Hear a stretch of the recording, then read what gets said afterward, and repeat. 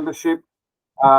Tonight, Christine's going to start off. She's got a presentation on communication, and then I'm going to have a chat to you all about a topic that is probably going to come up a little bit more with transport, like in the future, is about our record keeping.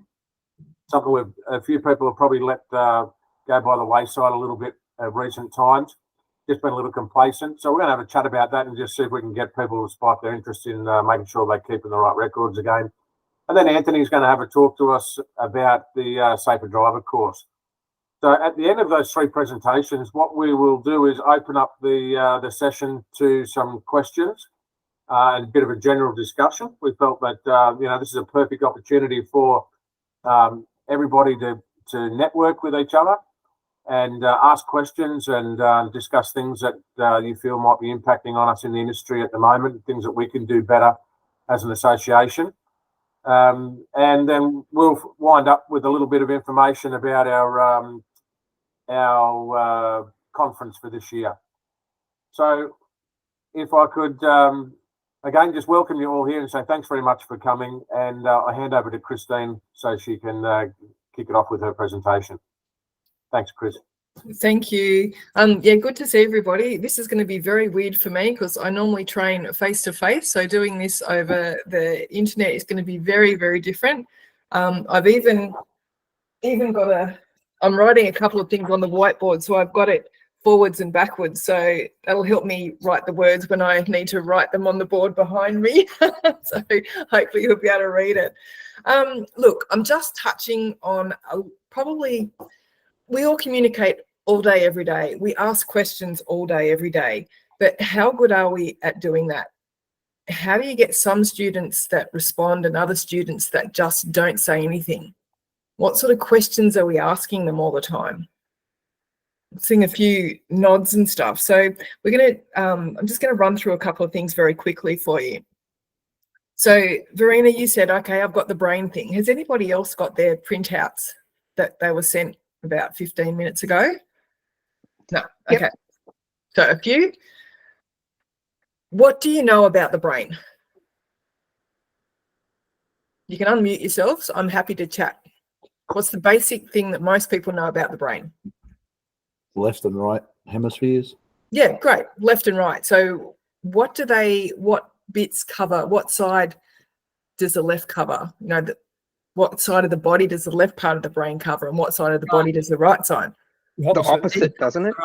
Right. Yeah. Left. Yeah. So personality. Back is balance. Left covers the right. Right covers the left. Front is personality. The back is balance.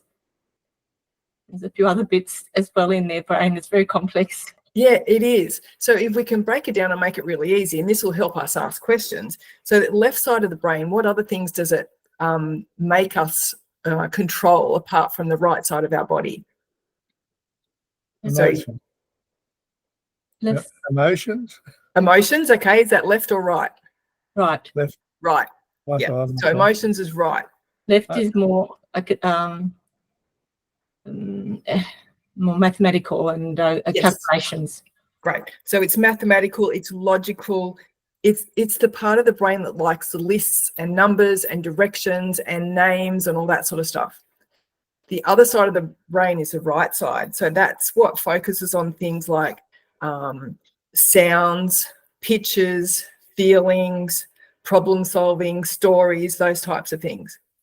So why is that important when we're trying to teach people how to drive? Personality that will come out in their ability to pick up different skills. Yeah, great. So if we're talking about music, music's made up in left and right brain. The left side is the words, the right side is the rhythm.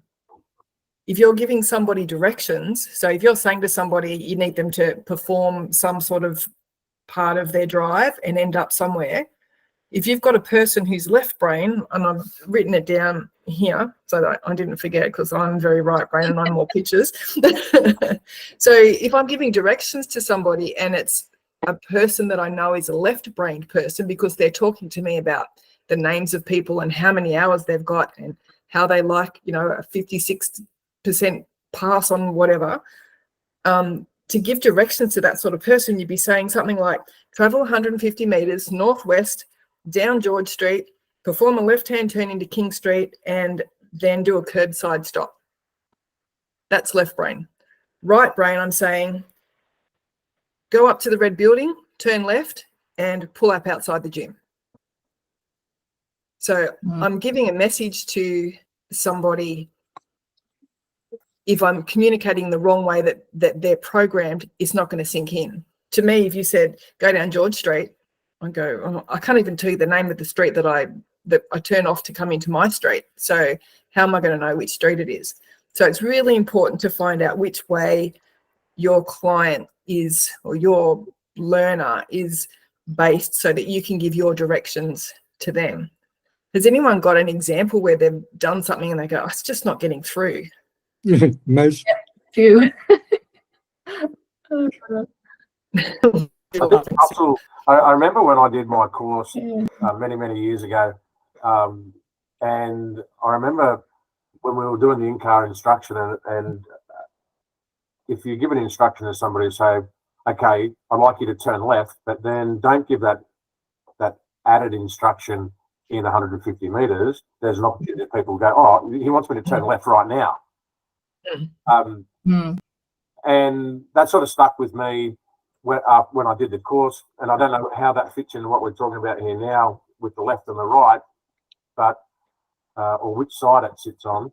But I know that to be more concise with the client or the student is to not just say, okay, I want you to turn left, and expect them to think that at the next intersection you turn left, because they might think that you want them to turn into a driveway or something like that. Yeah.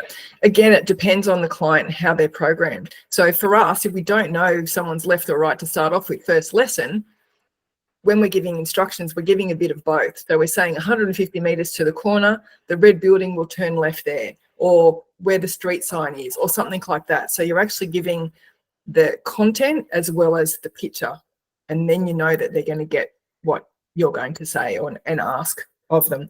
And we're in the car all the time, so we're doing gestures as well, left, right, up here, stop at the stop sign, those sorts of things. So that's all right brain stuff, is that picture that we're giving them. So that's the basics, as in left, right. But the brain's also, it operates in 3 levels. Now, some of you have got the printout. Thank you, Verena, for doing yours, but I think a few of you haven't. Who's got, just put your hand up if you've got the printout. All right. So if you can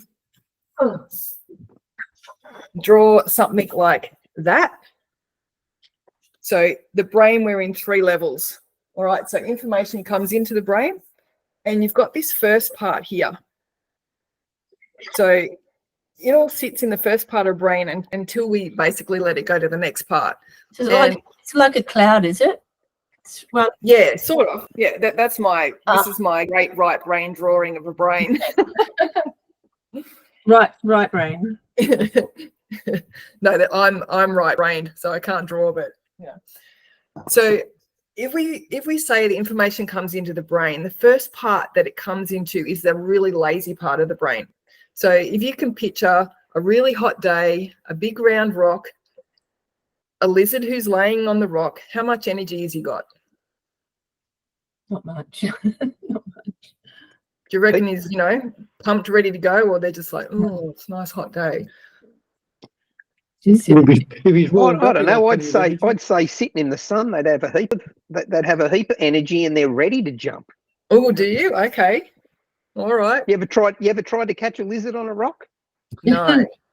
Yes, I have actually. Yes. And they're quick. Yeah, when you scare them, they are. But if you don't scare them, they're just going to lay there. And if you ask them something, can you do that? Yeah. Can you do that? No. It's that real lazy part. So any information that comes into the brain goes into that lazy part first. So if you give somebody the opportunity to answer yes or no, they're going to. If the next part, so it's basically got to break through then into the next part of the brain, which is intelligence, or it's irrational or irrational brain. So we'll call it rat. So first level's lizard, second level's rat. So it's the emotive part. If someone's scared, if they're cranky with something, all that's where that brain operates. Do you think well when you're emotional? No. No. So how do we get out of the lazy part and the emotional part? How do we actually stimulate that smart part of the brain? What do we do? Create interest, create humour. Okay, interest, humour. What are your brains doing now? Jürgen, you're ready to... Ask open questions. Yeah, great.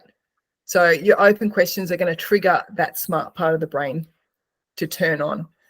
So what do they start with? What do open questions start with? What? How, when, where, or why? Yeah. What, why, Yeah. how, who. Yep. Yeah. The ones we miss on those are which and how. So we all know the what, where, why, when. There's 7 fabulous words. Closed questions, what do they start with?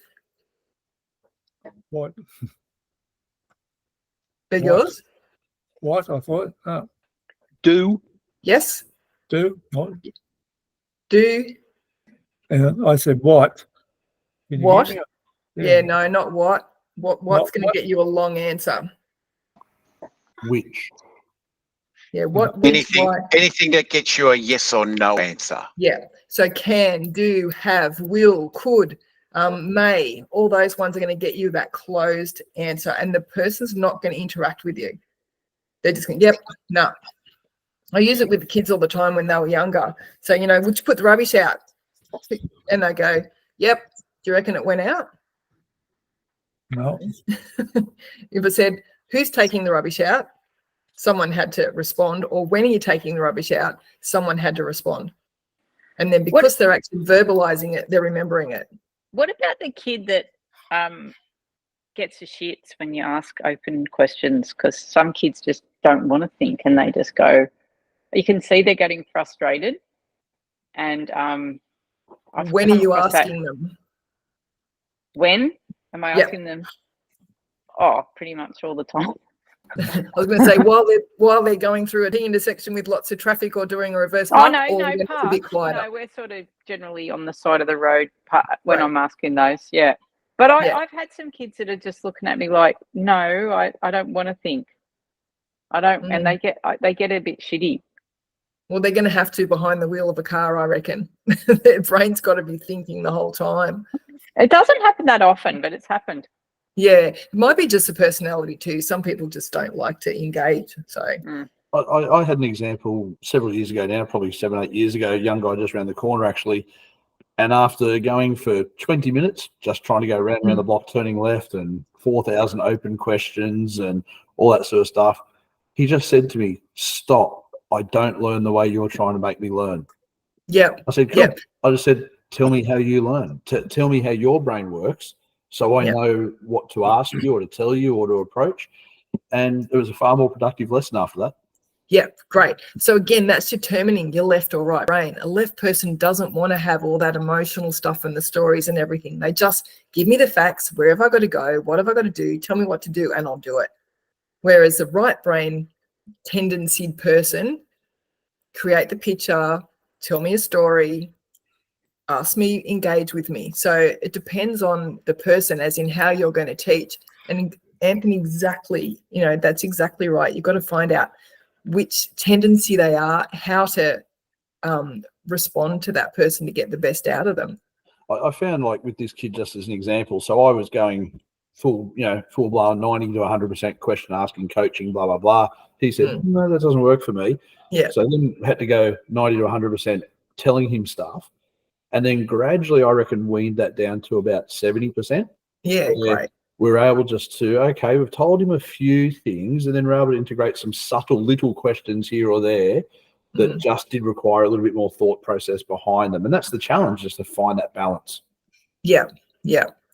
Well, even with the Keys to Drive, STC, with all the instructions that we're getting is to make sure that the learners are engaging, get them to tell you what they know so that you know that they know what they know. And so the best way to do that is our open questions. But as you're saying, Anthony, there's people that's not going to work for.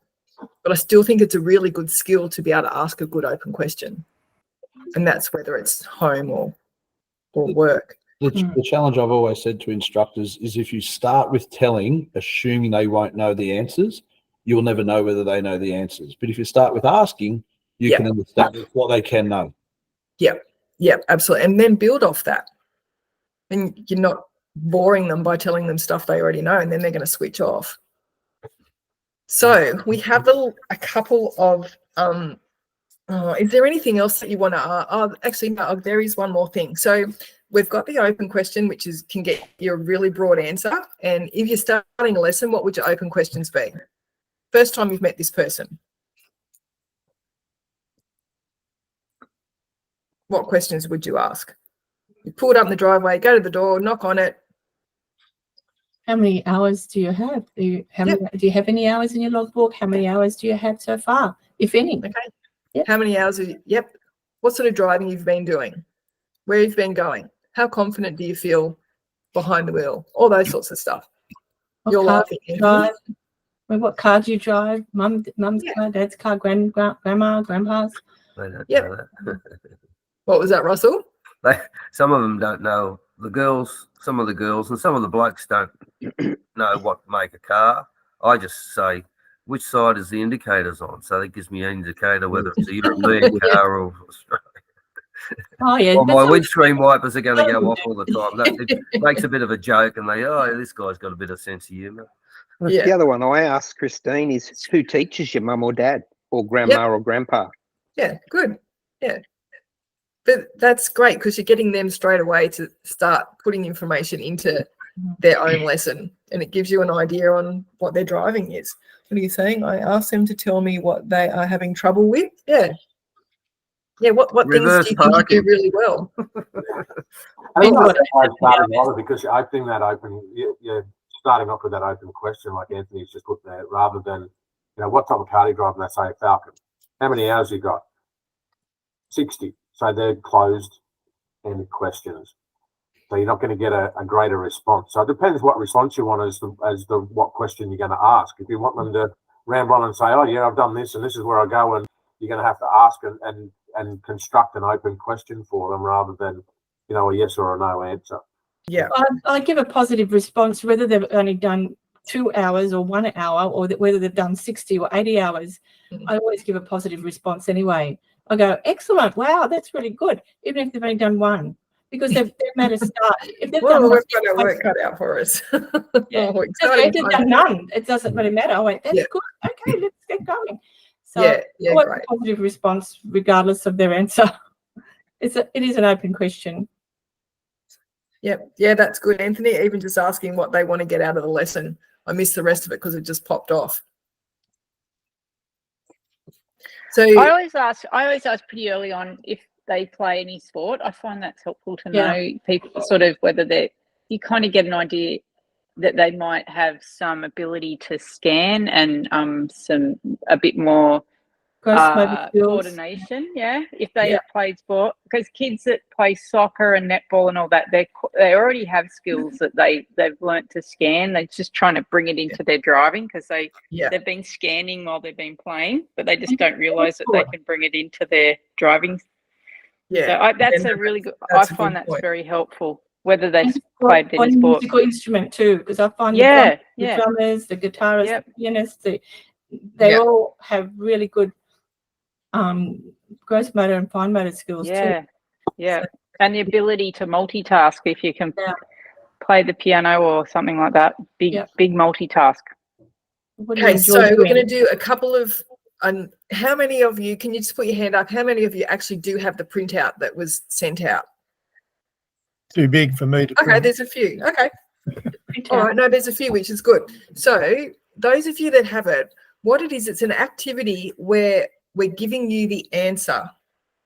What you need to do is to come up and construct the question that could possibly get that answer. So the first example is that the water is chilly. So those of you that don't have it, just write down for me, the water is chilly. Your trick is, though, you can't use the word water and you can't use the word chilly. come up with a question that could possibly get the water is chilly as an answer. It's like Jeopardy. You know me, I like interaction.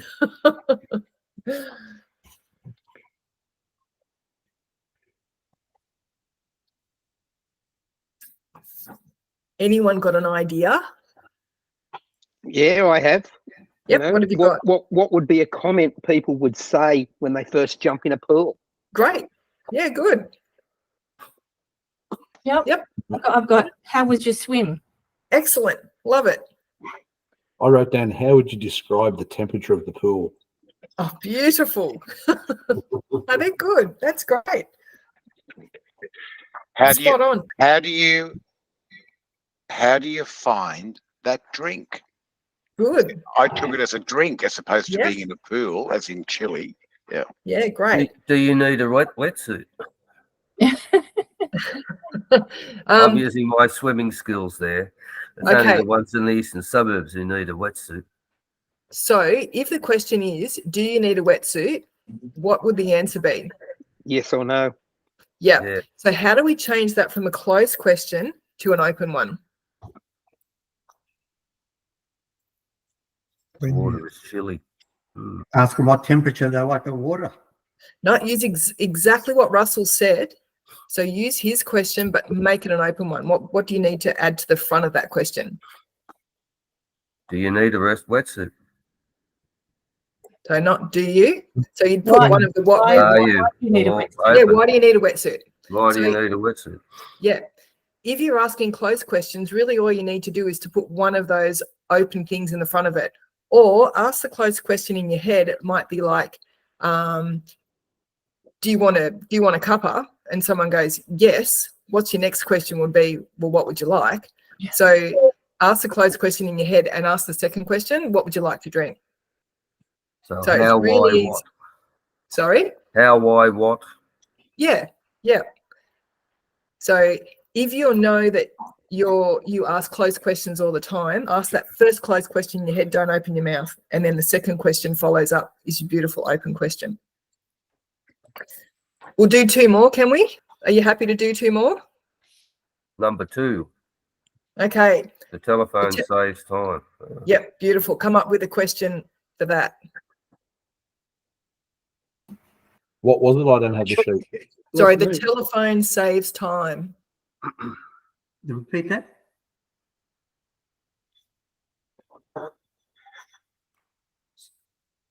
Well, what's the question again? Sorry, didn't hear it. Now, the answer to the answer is the telephone saves time.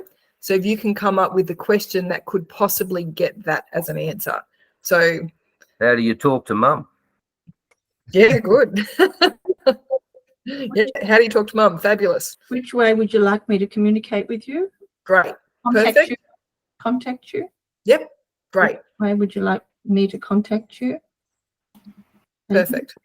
What are some benefits of using the phone in that situation? Good. Saves time. Yep. And you said phone, not telephone, so you didn't use the word, which is good. He didn't even know that. What about cooking is relaxing? Oh, geez, hang on. No, it's not. I agree with you, Andy.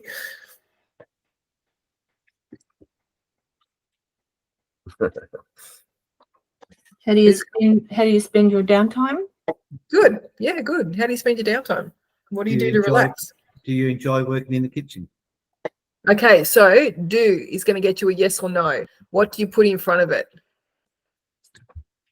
What do you like cooking? Great. What do you like doing in the kitchen? Could be lots of things. How does preparing food make you feel? Very good. I didn't use the word cooking. Very good. I One like answer. this one. Open questions are hard to ask. That's the answer. What question could you ask?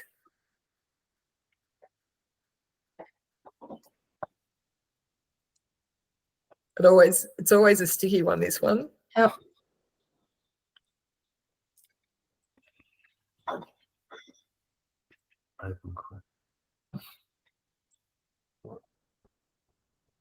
Do you have any questions? Do you have any questions? Is that going to get a long answer or a yes, no? Why do we like to? Say yes or no and give you the question? So what can you put in front of? Do you have any? What questions there? Yeah, but we can't use questions Well, because that's in the thing. But yes, exactly right, Alan. You just, so Tony's question was a closed one. So you put something in front of it. Instead of do you, what do you? What questions do you? Yeah. what But you come learn? on, one for me. Why do we only ask? Why do we find it easy to ask something that only has a yes or no answer? Yeah, good. Yeah, exactly. And a great one is, why is this activity so hard? Or why does it take people so long to answer this question? Or they're your open questions. It's to look, it's just a fun thing. It's to get you thinking about, when I'm talking to my students, how do I get them to engage? Yes, you're going to have the ones who don't want to. Know that they may be a left brain person and you talk to them in the way that they want to be talked with. If it's somebody who needs motivation to talk, you ask open questions and find out what they already know, build on it, and they'll have a better lesson. Yeah, ask questions. Yeah. I've had a lot of clients with autism, so you really have to be careful how you approach the question and how you give the instruction. Yeah, absolutely. And that's a skill in itself. Yeah. Yeah. What do you- Have fun and try to have some response. Depends Yes. where they are on that spectrum. Yeah. So wrapping up a lesson, what questions would you ask? Are there anything else? Are there any? No, close question. Yeah. Give me a couple of good questions to wrap up your lesson. Well, wrapping up this lesson, I was going to ask, what do you know about the prefrontal cortex? Yeah, exactly. Good. Good, That it doesn't good develop question. doesn't fully develop into our mid to late 20s. Into it. That's right. Women's And it's develop different into in the male and female. I would just sort of say, is there something, what do you think would be a good thing for you to work on between lessons or something like that from what we've gone Fabulous. Yeah. What did you get out of this lesson? What did you learn that you didn't think you'd know? What do you want to practice before your next lesson? What do you want to cover next lesson? All those things. So you're getting that input from the person, and that's basically setting you up to say, all right, well, when do you want to do it? I actually also find it helpful, like sometimes, you're trying to get them to do the observation checks and they just, you get sick of saying it over and over for a start. But then I'll be sitting in a session, I go, where are you going to look? Tell me where you're going to look first. Yeah. And they're going, okay, I'm turning left, I got to look right first. You know what I mean? Like, just get them to even point. Good. Don't even say, where are we looking first? And then where are we looking? Yeah. And then perfect. they get. Yeah, perfect. Well, that was supposed to be 10, 15 minutes at the most, and that's been about 25. So thank you. What questions do you have for me before I wrap up? I think you got plenty of questions while we were going, Chris. So, Yeah, good. thanks very much. I got something out of that, and I've got a few things that I think we can. I could probably talk about in my presentation too. That will refer to what you're talking about as well. So fabulous. Yeah, thanks for that, and we might move on. Good. Thank you. Thank you. Excellent. Harry, if you could help me out with setting up the slideshow, maybe so everybody could see that. Yeah, no problem. And we'll get on to the next topic, which will be the driver instructor record keeping. Let's ask a quick question here now. As sole traders or business owners, how many people here are actually keeping proper records as set out, by the Driving Instructors Act and regulations? I think I am. Yeah, I think I am. I hope I am. It's interesting that that I talk to some people and they say, no, well, I don't keep records, or I do, or I keep the bare minimum. I've got it in my calendar when I take people, and you know, I collect a couple of details from them, and of course we've got their name and we've got their address and we might have their phone number, but there's other information that we need to keep from our students and clients to remain compliant with the Act and regulations. So what I'm going to go through here is I've got a slideshow that I've prepared just to go over what we should already know and give you some tips on how you could probably make this easier for yourself. I certainly use this for more than 15 years, and I know the guys that I work with still use this system. I was audited on 2 occasions, and I presented all my records to the auditors and didn't have a single issue with any of the information that I kept. So hopefully the information that we present here now can help you out, and if not, it might just you know, make you think a little bit about you know, what we've been doing for a little while and how we could probably do it better. So all right, can we just move on to the next slide? Thanks. So the driving schools and driving instructors must keep records to comply with the Driving Instructors Act 1992, number 3. And we, as driving instructors, we have the Driving Instructor Regulation 2016. The failure to comply with any of the of this may result in either driving school or driving instructor facing penalties, including fines or loss of accreditation in their license. Now, this has happened because people haven't kept their records, and in the most extreme cases, of course. All right. So the Driving Instructor Act 1992, number 3. This is the current version as of 22 January 2021 to date. This is an act to provide for the licensing of instructors engaged for reward in teaching persons to drive motor vehicles, and to repeal the Motor Vehicle Driving Instructors Act 1961. The primary object of this act include: A, to ensure that driving instructors meet minimum standards relating to the competency and performance in driving instruction, probity and character, in order to protect the community and benefit the driving instruction industry. And B, to minimise the potential for corruption in the driving instruction industry and inappropriate behaviour by the driving instructors. And C, to promote the safety and protection of persons receiving driving instruction. So it's got a whole lot of information there that that lets us know what we can and we can't do as driving instructors. The meaning of a driving instructor. So for the purposes of this act, a driving instructor is a person who instructs another person for the purpose of teaching that person to drive a motor vehicle, or tests or assesses another person for the purpose of enabling that person to obtain a driver license or have it varied, and receives a monetary or other reward so that teaching, testing or assessing, whether from the person being instructed, tested or assessed or otherwise. Can I ask a question on that last slide? Sure. So, okay, we're all driving instructors. So we're tied to this act and we have to abide by it and everything. What about people that aren't instructors that are doing these things? Who's the governing body that chases them? Or how do they get caught out doing it? Well, that's an interesting question, and I think that's up to us to be able to regulate our industry as much as it is for Transport for New South Wales and the police.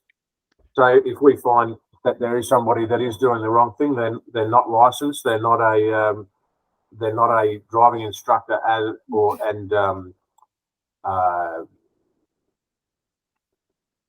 they've not been given the accreditation by Transport for New South Wales, well, then we should bring that to the attention of the authorities. Now, we have an obligation or a what's the word I'm looking for here? I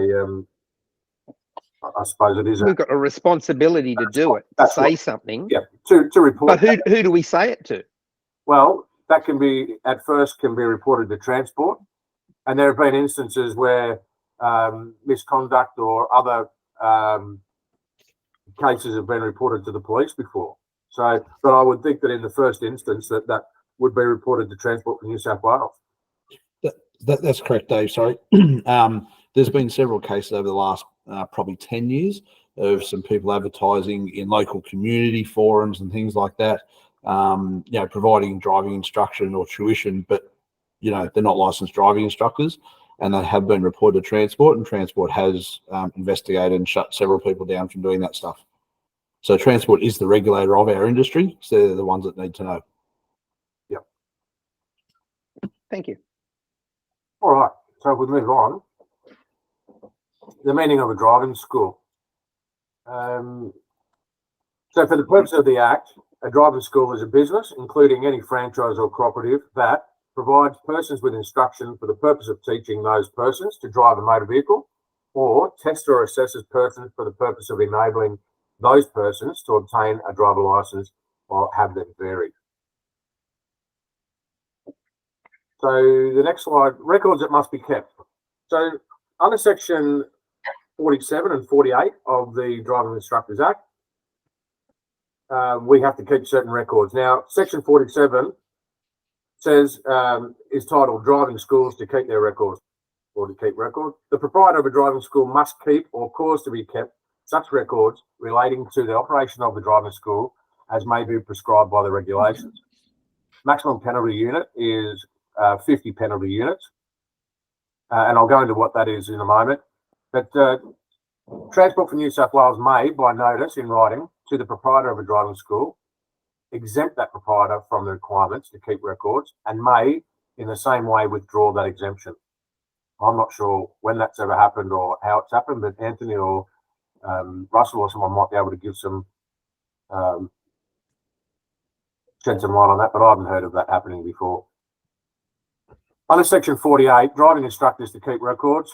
The holder of a license must keep such records relating to the giving of driving instruction as may be prescribed by the regulations, and the maximum penalty unit is 50 penalty units for that. So I've got here a sample driving school record. Now, this is something that we have put up on our member portal, and you can see here that we can capture a lot of information here. So, of course, as I said before, that you get information from people when you take a phone call from them. You've got their name, their address, their telephone number. But there's other records that we must keep, such as the date of birth of that person, their telephone number, their license number, the expiry of that license, and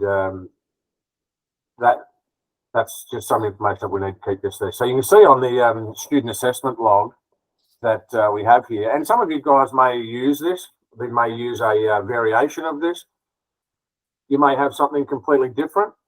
However, this is a good way just to capture that information. And you'll see that there's also 21 different competencies there, and a scale on the sheet there to say whether or not your student is competent or not yet competent. So being not yet competent is 0 through to being competent 5. So, preparing to drive, you might tick somebody off on their first lesson as maybe a 1 or a 0, so that they've got no ability to do that without full instruction, and or they may be really good at that and they might be really competent. You can just give them a bit of a guide. That's just a bit of a record that you can keep. Now, the second page of that sheet goes on to with some more information that we need to collect from people that include the date and the time of the driving lesson that we have with that person, who took the lesson, so the instructor's name, the license number of the instructor, and the location and the vehicle that you've used. So you can see there in that sheet on the second side of that student lesson log, there's a number of other things that we can record. So, for example, where Christine was talking before, some of the questions that we ask these kids: who do you drive with? And there's things there such as your parent, a friend, or a driving school that you've had, lessons with before. How many hours of driving experience do you have? What vehicle type? Is it a manual, automatic? Is it your own car?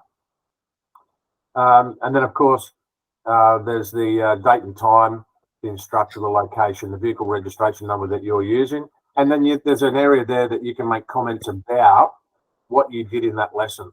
So there's a full record of what you've done, as well as all the information that you need to keep as a driving school and as a driving instructor, as an individual, of the lesson that you just had with that particular student. Anyone got any questions about that? That could be digitized, can it, for tablets and things? Absolutely. So I actually did that and had that on some iPads, and we had a number of people that worked in my business, and we were able to fill that out. So I could use it today, and then it would be uploaded onto our storage. And then if another instructor took the student, that same student next week, they could open up the student's file, they'd find that particular student log sheet, and then they could fill in the lesson. And of course, then they could also tick off the competencies at on the first page as well. Okay. So just next slide. Sorry, just a correction on something. I was making the mistake previously, actually, that keeping the date of birth was required. It's actually not. I checked on that recently for something, and under the regulations, it doesn't state date of birth anymore. Okay. Thanks, Anthony.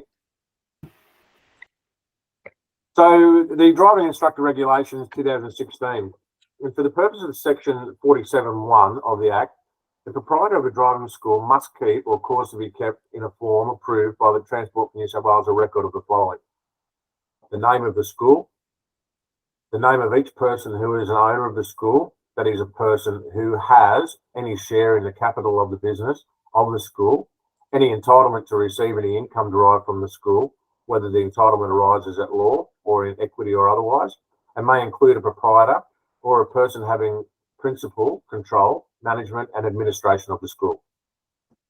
Also, the name of the person having principal, control, management and administration of the school.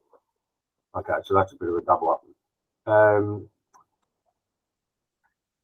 You must also have the name of any other person who engages in the control, management or administration, the name of the driver license number and driving instructor's license number of each driving instructor working for the school, the name, address and telephone number of each student who receives the instruction from the school, the registration number of each motor vehicle used by the school to provide driving instruction, the comprehensive insurance policy in force, including the name of the insurer, the name of the insured, the number of the policy and the date in which the policy expires in respect of each motor vehicle used by the school that they provide for the driving.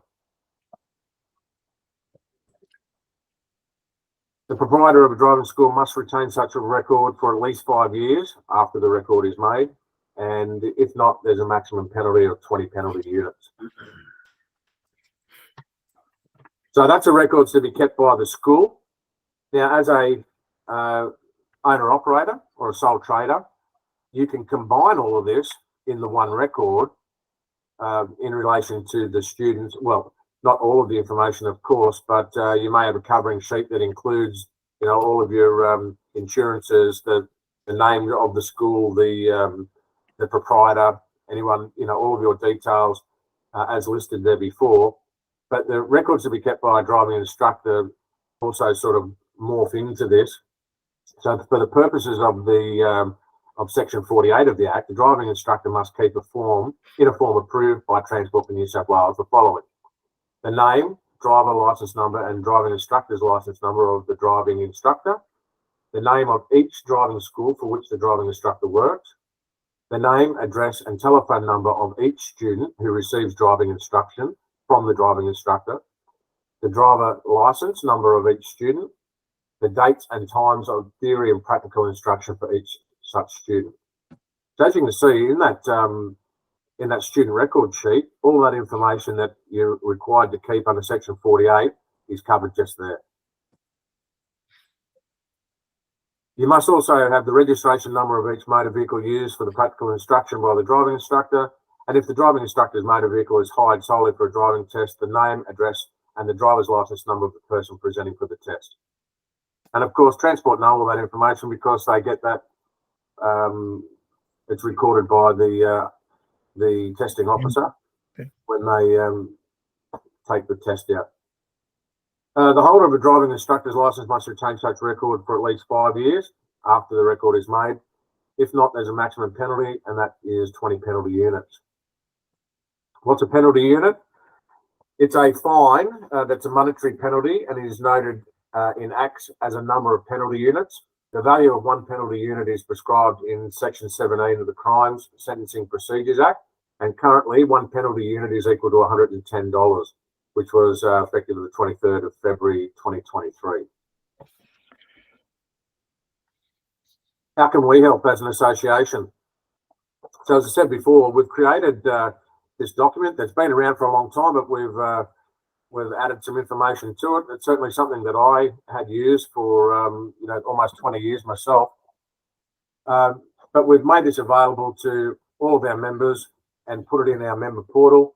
And we've created also the student log, which is based on the record keeping sheet that came from Transport for the record of your structured lesson plans. Both documents help you keep important information that, as you need to keep as per the Act and regulations as previously discussed. So how many people have used our member resources on the website? Yeah, okay. What I've done here is I've just shown you that if you go to our website, where to find these documents, because we have a library of documents, you can go to our website, and then if you click on the top, along the toolbar at the top, you'll see that there is a members section. If you click on the members section of that document, of the web page, it comes down with a drop down of member resources, and you can click on the lesson plans, and that's where you'll find these documents. Now, you asked before if they can be put on to or digitized. They sure can. To be honest, I can't remember how that was done for my business, but if you can work that out, that's well and good. If you can't, then reach out to me and I'll see if I can find out how that can be done for you, or maybe get you some digital copies. David, would be essentially just making it a PDF. So there's a lot of apps where you can just write on the top of a PDF or insert text. So yeah, I think the one that we used was called PDF Expert, and we used it on the iPads. So I had someone a little bit smarter than me actually put that all on the get it all made for me. So it just sometimes screws up the formatting. We found it was perfect. Okay. Yeah. Can I just add, Dave? You mentioned there about for the driving school and talk about possibly like a cover letter or a cover page, sorry, that had all that other information on it, and mentioned that for sole traders.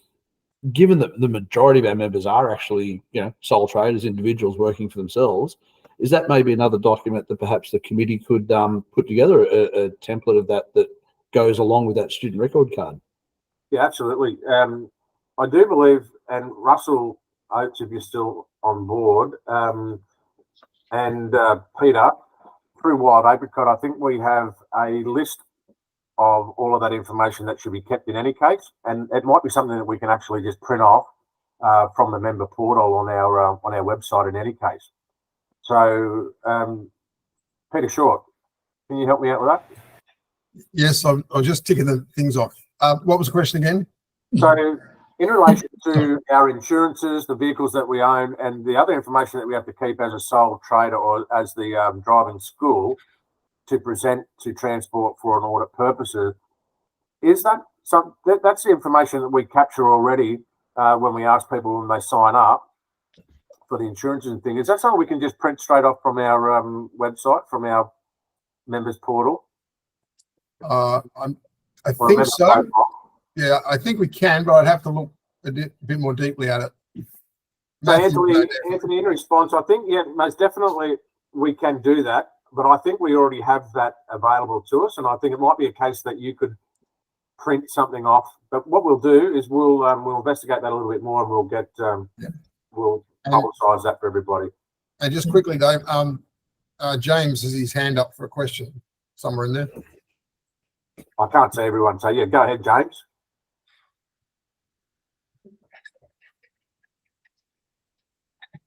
Don't know where he went. Hang on. So it's probably a good plug to push that member portal a bit more. We ask that you update all your details in there and keep an eye on expiry dates and that sort of stuff. But it's got a place for you to put your working with children check and the expiry date, your licenses expiry, insurances, all that sort of stuff. So for you, it's a good platform to have it on there. And if you are audited, you can go, oh no, it's on the New South Wales DTA site, print, here it is. So if you can keep it all updated, just log into your member thing, update it all, and it should be there. Whether we can print it off in a format that transport need, maybe we can get White Apricot or somebody, who are they called, Scholl, to have a look and see whether they can reformat that somehow. Or yeah, I do think that we capture all that information, and we should surely be able to provide that. But what we really would love for people to do is to get in there, as Christine said, and utilise the website a lot more than it is being utilised right now. There's a lot of information on there, and you may find it very helpful to yourselves by jumping on and updating that information. Yeah, but good point, Anthony. Like, yeah, we should offer that, absolutely. I just tried to log on and my password's not working, so I'll reset that. But those two forms. That happens to me a bit too. Maybe it's been too long since I've been there. The two forms, though, are you able to put a link into the chat that we can just access them that way? That would be... The way to get them is to get them from the website. So I would have to give you the link from the website, but you'd still have to log in to get them because it's actually a member benefit. Yeah. Okay. So, yeah. And Peter may be able to assist with how long it will take to get your access. I don't know whether he can do that or we have to send that off to Scholl. Give me 2 secs. I'll have a look. Yeah, I think I had an issue with my password too. All right. Well, I might just continue on.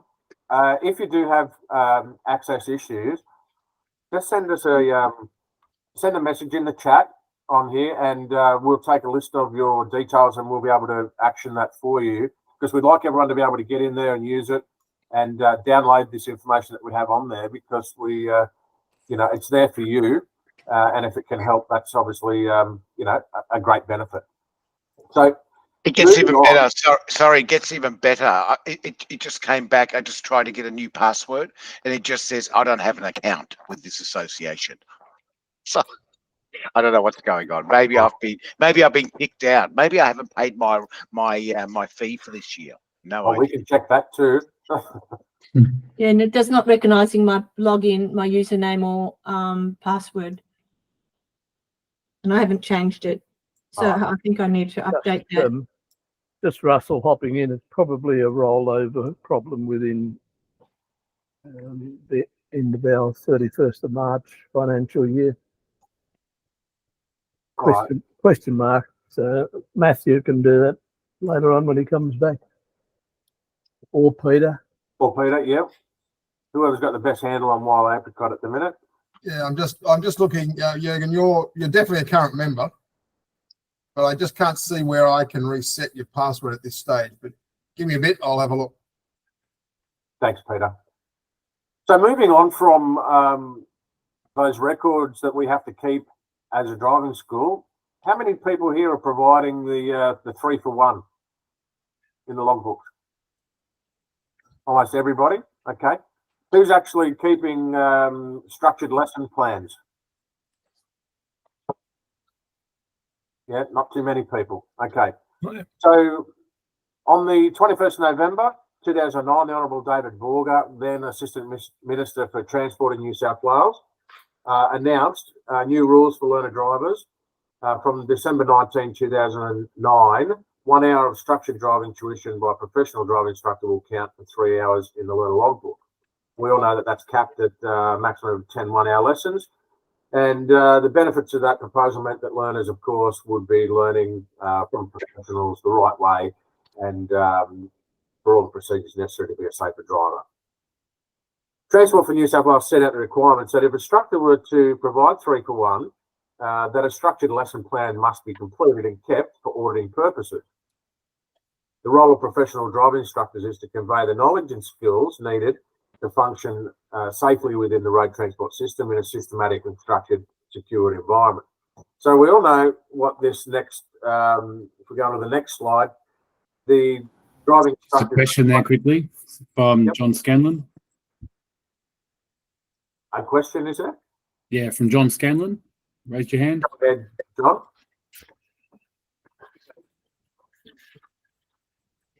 We haven't got it, John. No, okay. Okay. All good. Continue on. All right, thank you. So we can see there that the this is the structured lesson record keeper that's in the back of the logbooks. We've all seen it. We've all filled it out. If we're filling that out, we also need to keep a structured lesson record. So the next, if we go on to the next slide,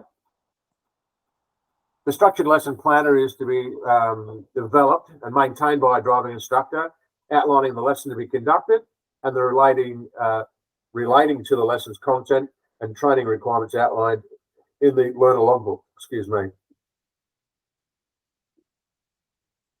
New South Wales DTA have made this task a little simpler for you by using the template provided by Transport for New South Wales with pre-populated lesson plan content for all of those structured lessons, the 21 competencies, and those, the following slides form our member resources and demonstrate this for you. So you see in the next slide, here's a lesson plan example. This lesson plan was given to everybody from Transport for New South Wales. What we've done is just pre-populated the information in certain areas to make this a little bit easier for you. But in terms of keeping your records, you see that you have the student's details at the top. So you have the name of the student, the license number, the expiry date, the date and time that the lesson occurred, and the actual lesson plan or the lesson, structured lesson that you were completing on that particular session. So this example is number 1, preparing to drive. So you can see that there's some information that's pre-populated in there. And then if we go on to the next slide, the second page of that, there's more pre-populated information that's talking about the reasons for learning, the resources that you're using. Then if we go on to what Christine was talking about before, where we're talking about where the student actually, now this is where it relates to individuals, where students practically apply the knowledge and skills. So you can record that information for the individual student. Then there's a summary of the lesson that you've given to the student. And again, talking about asking the question, giving those open-ended questions, you're identifying the student's strength, you're identifying areas for development. So you're having those discussions with the student, you're asking them where they feel that they've done well and what they feel that they might be able to do better. And then talk about what you're going to do for the next lesson. So, okay, today we'll talk about prepare to drive. You might think that the next lesson we're gonna have a lesson on steering. So that might be just off the top of my brain, might be lesson number 5, for example. So the next time you do it, you'll fill out the lesson plan number 5. Again, you can digitize this. Sorry, can I just interrupt? Kayla and John have had their hand up for a while. Do you guys have a question? No, they don't. Oh, okay. Yeah. Sorry, David. No, that's okay. So just click on the hand to get there. That's it. Cool, go. All right, okay. So is everyone keeping up with all of that? Yep. Anyone got any questions about these lesson plans? Has anyone? Yeah, Luke? Yeah, my question just relates to I appreciate all the information in this, but does anybody give a 1-hour lesson on moving off and stopping, or does this lesson plan have to go for a whole hour? I feel that doesn't happen in any of my lessons. My lesson will incorporate anywhere up to 12 different of these modules. Different things you do. my question to you is, when you fill out the logbook and you do the 3-for-1 at the end of the lesson, how many lessons do you write in? How many different topics do you fill in on the one line? So if you go back to one, just one. Okay, so you're only filling out one of these plans. Okay, you might cover 8 different things in the lesson. For a newbie, I put 1/8. But you're only going to 1 to 8. fill out one of these lesson plans. That's Right. all you're required to do to be able to provide the 3-for-1. I guess one way of thinking about it, Luke, would be to say change it from saying lesson plan to topic plan. So, yeah, you might have taught 4 or 5 topics, perhaps, but you only need to produce one topic plan for one of those topics that you taught them. Does that make a bit more sense, Luke? Oh, it does make sense. It just seems that we're doing all this information that jumps through hoops for Transport for New South Wales, that it's not relevant to the lesson that we give. We see people half an hour before they do their driving test for one lesson. They want their 3 hours in the logbook. You add that in. But, you know, if that's what we're going to do to maintain our profession, sure. And it is, I totally understand what you're saying, and so many people have said the same thing, and is why people aren't filling these out. But let me tell you from experience, if you do get an audit, and the auditors are going to, what they're doing is they're getting the, as you know, the examiner staples that little page out of the logbook to the test score sheet.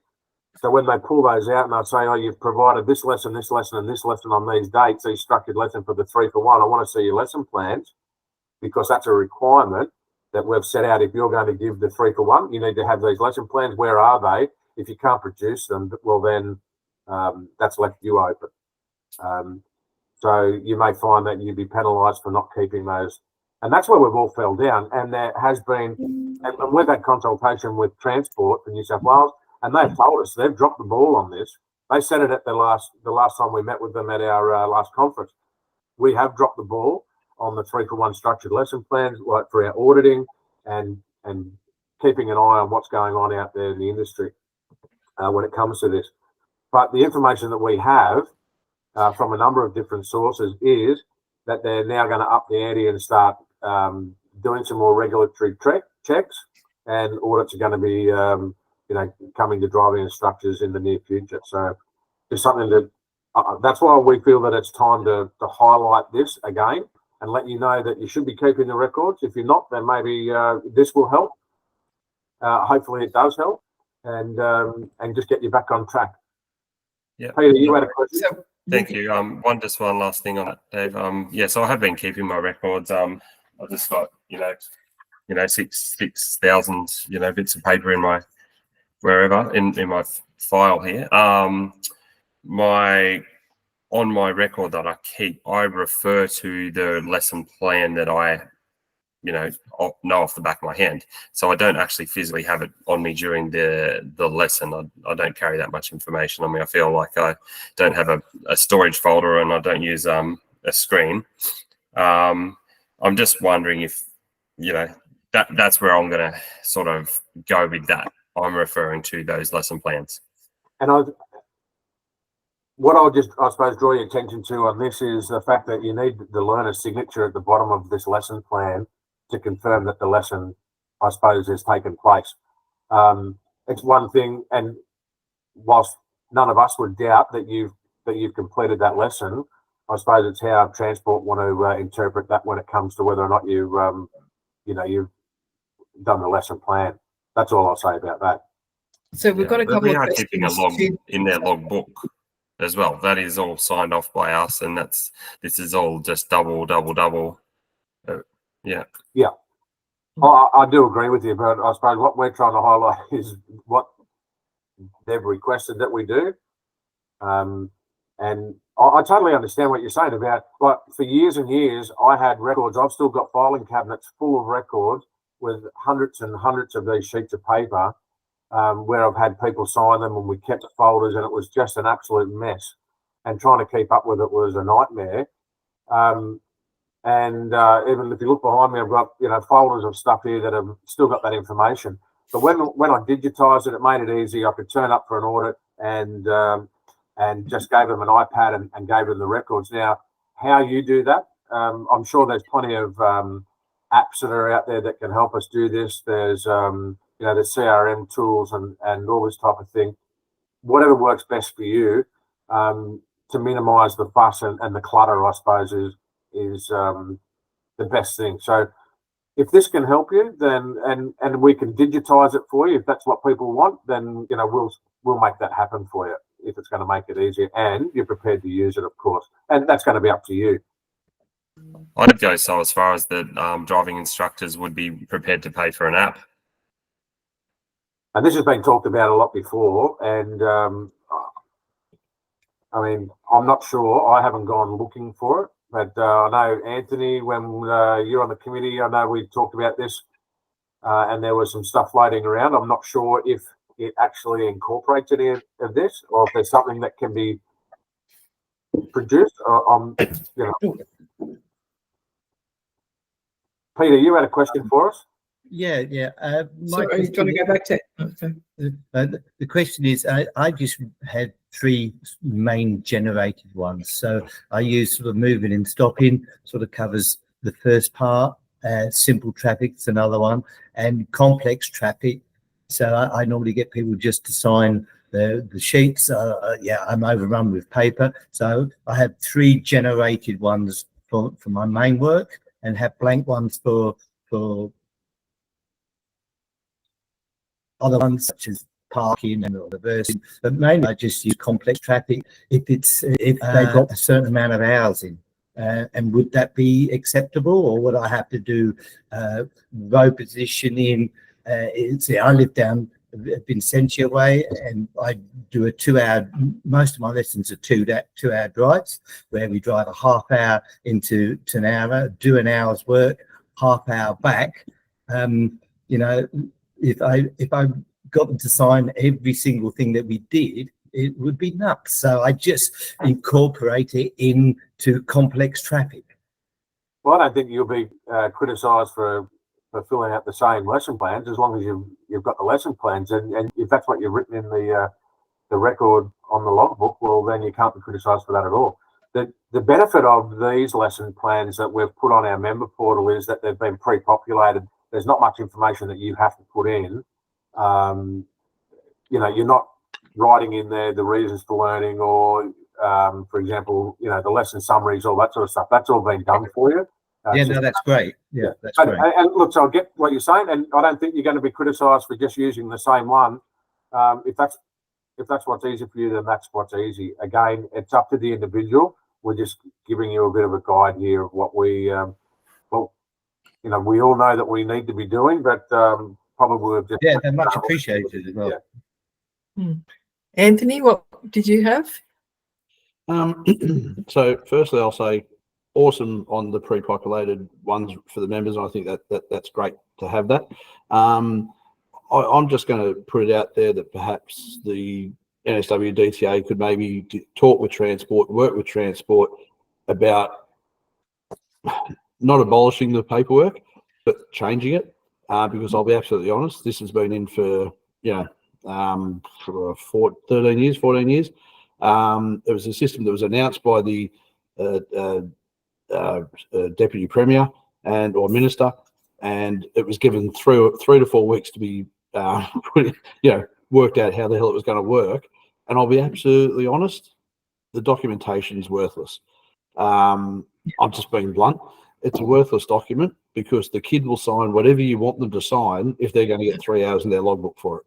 So the idea behind it was to ensure that there was quality instruction being given to that learner driver. And I don't think any document that's been signed by the learner under duress of, hey, I won't give you 3 hours unless you sign the bloody thing. I don't think any document provides the proof that there's any quality instruction given. So I think there's scope here for a revamp of, not 3 for 1, keep 3 for 1 for 10 hours, but a revamp of the requirements of the driving instructors. We do what we should be doing for now, but I think there's scope there for the DTA to perhaps work with Transport about looking at how it could be revamped, remodeled, whatever. Just on that, and I think we've discussed it before, and I suppose open another can of worms here, and you talk about, you know, a worthless piece of paper. Is it worth anything that a 16-year-old signing that document? You know, is it seen to be legal if it's a 16-year-old child signing that? Well, it's not a legally binding contract, and so a minor can't sign. Somebody under 18 can't sign a legally binding contract under the age of 18, but minors can sign other documentation. So it's not a legally binding contract. It's just saying, it's acknowledgement. You gave me that. That's what you did for me. But what worth is there in that? All right. Okay. We'll take on. There's no doubt that you know, like there's some controversy when we talk about this and whether or not we should be doing it or not. So definitely we'll talk to transport. We've got the contacts there now, and we will see how we get on with it. And an app maybe like the learners have for their logbook, digital logbook, maybe a digital app for instructors would take out a lot of cumbersome work. Yeah. I think they realise that it, you know, in their admission that they've dropped the ball, that it's probably a little cumbersome. So look, we'll just see what we can find out and move forward. I've just got a couple of slides left just to wrap up. We move on to the next one. So just as a bit of a recap, you can see all the required participant student details are there, and your obligation to keep the records. The learner's needs, the student's ability to practically apply the skills, the learner's strengths, areas of further development, and a link for the topics to be covered on the next structured lesson are left open to suit the individual. All along, your obligation has been met to keeping those records. Again, there's just the next two slides just going with the with that student record sheet again, just to show that document. And I'll just finish off by saying, as driving instructors and owners of driving schools, we must comply with the Driving Instructors Act 1992 number 3 and the Driving Instructor Regulations 2016. The resources provided by the New South Wales DTA for you, its members, along with the outline, give you the tools to maintain your obligations under these acts and regulations, and production of these records of Transport for New South Wales or police if required will ensure that your compliance for audit purposes. That's all I have for you. If anyone's got any other questions, then please ask away. But thanks for listening and getting involved there. Can I bring to the attention of a lot of the members something I've been finding? I ran a coach driver training, module 2 coach session for instructors last week, and something I'm finding when I do that, a lot of instructors say, "Oh yeah, but the driving school's got that." Yeah, if they're working for another driving school, they say, "Oh, but the driving school's got those records." And I just asked, "So what if you left that driving school? What if you went out on your own tomorrow?" And they went, "Oh, they'll give me those records." No, they won't. No, they won't. You're required as a driving instructor to keep those. So if you're working for another driving school, thinking that you don't need to keep the records of the learner driver, the regulations state that you must, as the instructor, keep them, and you need to keep them. Don't rely on the school giving them to you if ever you leave. But they won't. They belong to the school. Well, that's right. But a lot of instructors don't think about that. They just assume that the school keeps them, and so they don't need to keep them, but you do. But they belong to the school. So the school, if you leave the school, they're not going to give you that information, all those learners. No, but a lot of people think they will. But if you take half their students with you, you're not going to get very much. So and that's my point, was I'm saying that instructors think the school will give them to them, but the school won't, and that's leaving you open to prosecution that you may not have been keeping those records. That's all I'm putting out there. Well, yeah, that's pretty well what happens. Yeah. And it does happen. People have been caught out. So, people leave on bad terms or whatever. They think, well, they've gone out and started their own business. They've taken their clients. Who's going to give that information? And you do get an audit, and then you're exposed. So, good point, Anthony. And keep that in mind. All right. Well, thanks very much again for asking all those questions and participating. I might just move on now to Anthony, who's going to present to us. We're making good use of the time, so thanks, Anthony. All right, so I'm just going to make sure I can share my screen properly, making sure I've got the right window. That's the right one. Hopefully that comes up. No rude photos. No, no rude photos. See if this comes up. How's that? Has everyone got that PowerPoint up? Yep. Beautiful. Oh, perfect. Hey, first time using Google Meet, and I had to do a video tuition this afternoon on how to do it. All right. Can I just get a quick, I don't know, show of hands or something? How many people are Module 2 Safer Drivers, Module 2 coaches? Yep. Half at the moment. Yeah, a lot. I'm seeing a lot of thumbs up, a lot of hands up. Okay. So Dave asked me if I could put together a short presentation, basically just on compliance, because we know that Transport are auditing all of the providers at the moment. They can come out and audit the coaches. They can come out and audit the facilitators. So Dave just asked me to put together a short presentation on basically compliance and what those requirements are of you as a coach. So a couple of quick things. All the information that I'm giving tonight is in both the provider guide, the last one dated March of 2017, the coach delivery guide dated of June 2021, and as Dave has already mentioned, the driving instructors regulations 2016. If you do not have a copy of that latest coach delivery guide, ask your provider for a copy. They are required to make sure that you have the latest copy of that coach delivery guide. They may just send you a digital version of that, but that is their requirement to give you that. So please do ask them for it. So golden rules, lots of golden rules about Module 2 delivery. First one is that there must be 2 learners in the car. That's under section 3.2.6 of the provider guide. It must go for 2 hours. You must follow a coaching approach. Christine gave an awesome little presentation earlier on teaching styles, and a lot of that is basically about coaching. You must follow the route, or route, however you want to pronounce it, as outlined by your provider, and you must follow the course curriculum, and no deviations from that course content is allowed. We always say it should be basically the McDonald's of safer drivers. I should be able to go to any of you coaches anywhere around the state, do a Module 2 session, and get exactly the same course content in the same format. Obviously delivered with your own personal style, but still the same content, however. All right, let's have a look at the 2 learners. So as stated, it is in the provider guide that it must be 2 learners in the car. If there is going to be any variation to that, Transport for New South Wales must give the provider approval for that variance on that rule. For example, only 1 learner perhaps being in the car. If there was, say, odd numbers in the course, or 2 kids were supposed to turn up for their Module 2, but only 1 learner turned up, Transport is supposed to give the provider approval for that variation. If only 1 learner does turn up or is approved, and the provider gives approval to you to deliver to 1 learner, the coach must play the role of the second learner driver. The session still goes for 2 hours, but the coach takes over the drives that absent learner would be taking and role plays those from the driver's seat.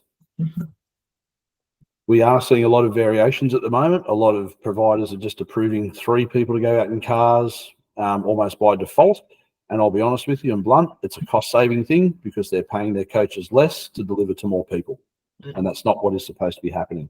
I know we've got at least 1 provider online tonight with Peter.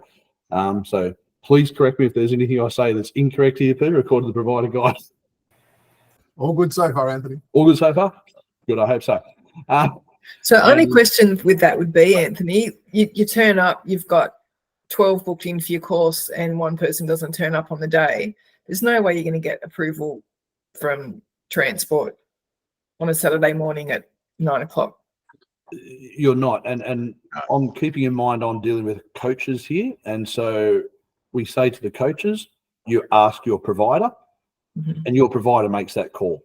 If your provider says, take 1 out, the issue now lays with the provider and Transport, not with you. You as the coach don't have the contract with Transport for New South Wales, your provider does. And if your provider has made the call to take out 1 learner for that reason, then do what your provider tells you to do. I currently work for 2 providers, and 1 provider tells me to take 1 out, and 1 provider tells me to take 3. Whoa. And I do what my provider tells me to do because it's their contract with Transport. Okay. Can I really quickly jump in there, Anthony? Yes. From experience over the years, we've been a provider. For me, 3 doesn't work. That's just crap, if I'm allowed to use that word. I can think of a stronger word, but we'll go with crap. But the one learner, not ideal, but it works if it has to work. And the odd occasion, as Christine said, where I've just had a no-show, doesn't happen very often, touch wood. But if it does, just take one. Yeah, absolutely. 3 doesn't work. For lots of reasons why. So as I said, it must go for 2 hours. And that's a requirement from transport because it is a 5-hour course. It's 3 hours in class. It's 2 hours out there in the car. The login and feedback are timestamped now that they're doing QR codes to sign into module 2 and essentially to sign out by doing their feedback. So that is timestamped within the back end of transport system when they QR in and QR out. So we do advise that you do that the signing in as early as you possibly can and do the feedback as late as you can. So you are ensuring that that is timestamped within the system of doing 2 hours. It's required, it needs the 2 hours to be delivered effectively. I do again hear the stories of people delivering it in an hour and a half and things like that. I really don't know how people are, getting through the content effectively and doing a good job in that hour and a half. Okay. In fact, almost sometimes need an extra 5 or 10 minutes to make sure you do it correctly. I know I went 5 minutes overtime this afternoon with one, but we did have some roadworks that held us up. That was a bit of an issue. The total driving time per learner is only approximately 24 minutes. Actually, I clicked too quick there. It's only about 24 minutes. As I said, we have heard reports of people cutting it short, and it's still 2 hours, even if you have that one learner in the car. So as Peter was talking about, one can work, but it still goes for 2 hours because, as I said, you are role playing that other learner driver that's absent. So there's no cutting short anything. If it was to go shorter, it may only be by about 5, maybe 10 minutes max, because perhaps one of the last drives may be slightly shorter with you role playing that. But in reality, it should still be going for that full 2 hour period. Are there any questions at this point? No, I usually come back late, don't I, Pete?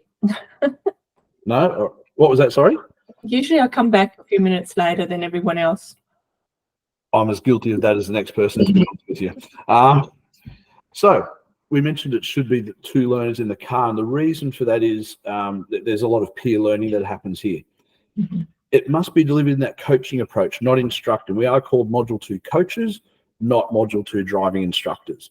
So it's that approach that Christine talked about question asking, engagement, and getting their brains active in that process rather than just listening to us talk and tell them things, basically. It becomes a 3-way conversation then. So both learners are engaged, and even that person that's in the back seat, they should still be switched on. One of the best strategies could be to direct a question straight at that person in the back seat. Don't let them switch off. Ask them a question so they, on the ball, they know they have to be paying attention because they know they could be asked a question at any point. Sorry, I get the person in the back also to provide a bit of feedback to the person in the front. Like when we're coming up here, what did you see so and so do? And then, and then they're coaching that other driver as well. And then when they're in the back, they're on the ball looking for what that other person's done and what they're looking for and how far they're looking down the road and whatever else, and providing that feedback back to them as well. And that's fantastic. Yeah, this afternoon I got the kid in the back to, can you count our 3-second gap? I got the kid in the back to count that. Yeah. They had a job to do and a task. So that's awesome. Good. Yeah. As you said earlier, coaching just involves a lot more asking of questions rather than telling of stuff. Yeah, there's still going to be a time and a place for telling, absolutely. But the more we can phrase it as a question, the more benefit most of these kids are going to get out of the session. In the coach delivery guide, you'll see they actually give 3 different models for coaching, but I will say coaching can be just very free form. It could be a very free form way of asking questions and conversations, but if you're struggling with that and you're looking for some structure to it, the coach delivery guide does have 3 different models in there. The 311, for example, is about asking 3 open questions, then providing a reinforcement statement, and then a summary statement. So, for example, geez, that was some great space you left to that car ahead of you when you stopped there. Why did you leave so much space? Oh, great. So what are the benefits of you leaving that amount of space? Great. So when do you think you might move up behind the other car? So there's 3 open questions. And then reinforce that with, Well, I think that was great. So what you're telling me is if you leave that amount of space when you stop, you're less likely to be rear-ended by another car if they don't brake in time. And then summarize that. So if you continue to leave that space, your risk of being rear-ended is greatly reduced. So it's just summarizing that for them, starting with some open questions. Has anyone got any questions on those three models at this point, or are we good? All righty, cool. Moving on. In terms of the route or the route, however you want to pronounce, I say route, but it always sounds a bit rude when I do. So you must follow the route that's outlined by your provider. Your provider is supposed to give you a copy of the route for that course. What I do always say to people, make sure you work with your provider. If they've given you a route that you know just isn't going to work for whatever reasons, work with them, modify it with them, but make sure you provide them with a copy of any modifications you may have made to that. Each section or each drive has then got to meet the traffic and road criteria for that drive. So as an example, drive number 2 that requires us to slow down when we can't see more than 5 seconds ahead, that's going to need a road that's got some hills and bends and areas where vision could be limited to a shorter line of sight. So that's the criteria of that road. Other roads are going to need areas where it's busy with lots of possibilities of cars intersecting our line or pedestrians and stuff like that. So do build that route around those set criteria. It must also include toilets where the break is scheduled for, so that the learners can actually use the facilities if they need to, or maybe you as the coach might need to as well. I think as a lot of us get older, we might need that break ourselves. Hold it for 2 hours ain't always easy. So do make sure there's bathrooms available when you get to that break point. If you need to vary the route for any reason on the day, it must be recorded and given to the provider. Today was a great example. We had some roadworks. We would normally turn left at this particular roundabout.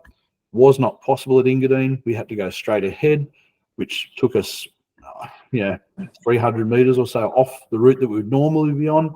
I've made a note of that, so when I send in my invoice for today, I'll just be attaching that note to say that on today we're off course going this way instead of that way, so the provider has a record of that.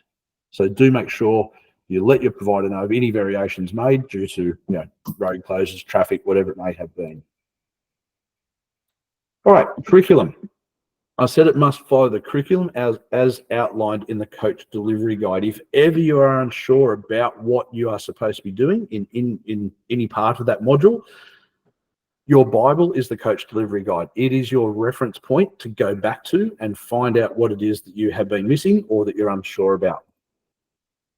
No variations allowed. No parking, no practicing tests, no 3-point turns, no stopping off at the bottle-o or the ATM. Yes, I've heard that story of somebody stopping at the bottle-o. Couldn't believe it. But anyway, please don't include all that stuff. This is not a driving lesson. It has a set curriculum. Sorry, I heard somebody was at... Sorry, that wasn't me at the bottle-o, just in case anyone was wondering. Maybe it'd have been a stressful day. Who knows? Each drive does layer on top of the previous drives, and we're starting with how far it takes a car to stop. That's the basis of everything. Once we understand how far it takes a driver and a car to physically come to a stop in an emergency, we then build on top of that with each drive. So first drive is about our crash avoidance space in front, our following distance, and where we stop behind cars. Drive 2 then builds on that to incorporate the stopping distance between us and an oncoming car over a hill or around a bend, and how far our line of sight needs to be around that bend or over the hill. And then we layer into that hazards and how they could encroach on our stopping space, etc. So we keep building on that original concept of how far we take a car to stop. You should be given by your provider a copy of the coach reference card. Is there anyone that doesn't have their coach reference card? Come on. Oh, I don't see any hands up, so most people must have it. If you don't have it, ask your provider for another copy of it, and we do suggest you laminate it because it does need to be in the car with you, again, in case of an audit. But it's a simple, quick reference card to know what you need to be doing in order and what the focus of that drive is. So if ever you get lost as to what you should be doing, rather than pulling out your delivery guide, that's a really quick, easy reference point just to check out what you should be doing. Sorry, I've laminated mine, as you said, Anthony, and then I've written the route on that as well, as in what roads to turn where. So if somebody else needs to do it, they know exactly where to go. Can you still read the reference card underneath? Absolutely. Okay, cool. I don't think anyone would have a problem with auditing on that. I probably don't need to go over this because Dave's actually, I didn't know what Dave was putting in his one. So there we go. That's all the same stuff Dave just talked about. I am finding, be absolutely honest with you, this course I ran last Friday had 7 participants in it. Only 1 person knew of their record keeping requirements. And this has been the case for pretty much every course that I have run for a Module 2 coach session, that most of the people do not know what their record keeping requirements are. The RTOs haven't been telling that in their training, and I find that some of the RTOs have really dropped the ball on telling people what their legal requirements are. So Dave's already outlined what you do need to keep, and you do need to keep it for Module 2 sessions. I got confirmation from Transport on that last year that I'll be absolutely honest, I put my hand up, I was keeping them, then for a period I wasn't because I'm thinking, oh, it's not a driving lesson, I don't need to keep them. Sought confirmation from Transport and they say, no, you do. It is still driving instruction. You do still need to keep those same records. Is there anyone that's not keeping them for Module 2 sessions? Yeah, we're not. And we've been told by NRMA we don't have to. We've got all those details on the booking format. So, and then we've got the route that we're going on. So it covers the lesson itself, and then all this information is included in the booking. So again, though, the individual instructor needs to keep those records, and Transport has confirmed that with me. So that might be a memo, Dave, that might need to go out to members to tell them that. I can find the email and send it to that Transport sent me that gave that confirmation as well. Oh, we send all that stuff back up to head office and we keep it. So yeah, it's just my instructors that work for me don't keep a copy as well. They need to, because if they leave you, they don't have that record. Yeah, okay. Yeah. I'd give those 2 access though. Alrighty. So that's that stuff there. Yeah. Alrighty. We should all know that we start the exercise with a stationary, start the module, I should say, with a stationary low risk driving exercise. Now, I have seen that many variations of this thing over the years, people doing all sorts of stuff, and I don't really understand why. It's a pretty simple thing to do and follow. It's not that hard. So very simply, you have a stationary car. It can be your car that's parked there. I use my car usually as the reference point. Ask the 2 learners to go and stand how far back from that car they would be following at 60 k's an hour, and get the closest learner to put down a cone, the furthest learner to put down a cone or witch's hat, depending on the suburbs you're in. Cones might mean something different. Get them to put down a witch's hat or a cone, and then from the furthest cone, you walk 25 meters forward, which 9 times out of 10 you end up past your car, and that 25 paces or meters represents your reaction distance at 60 k's, which means you're not going to hit your brakes until that point that they're now standing at. You then walk 50 paces back from the back of the reference car and put your cone down to show how far 3 seconds back actually is. Is that pretty simple? Yep. Good. There's a lot of conversation that happens around that, but that's the basis of the exercise. Please don't vary it. I had one guy, local bloke, that he would put a cone down and then he would start running and ask them to count how far he gets in 3 seconds. I was like, I don't know whether you think you're Usain Bolt or whatever. I don't know what your story is, but yeah, no, not that. All right. That's all to be carried out. I have put down here as page 48 of your coach delivery guide. If you do get the latest copy of the coach delivery guide from your provider, I don't know why, but Transport in their infinite wisdom have taken out the page numbers. Oh, really? I only found that out the other day. None of the pages are numbered. That's awesome. It's not really. Alrighty, moving on. The main focus of each drive in a simplified version is just thinking about breaking it down to what is the simplest way of thinking about each drive. Drive 1 is about a 3-second following distance and how far behind other vehicles you stop, say at traffic lights, etc. Drive 2 talks about looking 12 seconds ahead of ourselves and then slowing down when our vision becomes lower than 6 down to 5 seconds. Drive 3. Now I'm numbering these just drives 1, 2, 3, 4, 5, 6, not drive 1, learner A, drive 2, learner Q, drive 3, hashtag, whatever. I'm just numbering them drives 1, 2, 3, 4, 5, 6. Drive 3 is about looking for and then slowing down for hazards, those hazards that encroach on your 3-second braking space. Drive 4 is essentially about buffering and car position on the road. Drives 5 and 6 are about that learner consolidating everything that they've done so far to that point, and also now including what a safe gap is when turning across traffic, etc. And then lastly, you perform your commentary drive at the very end. Please do not miss the commentary drive. Again, I see a lot of instructors that miss that one, and you'll see them, they're driving back into the car park of wherever the course started.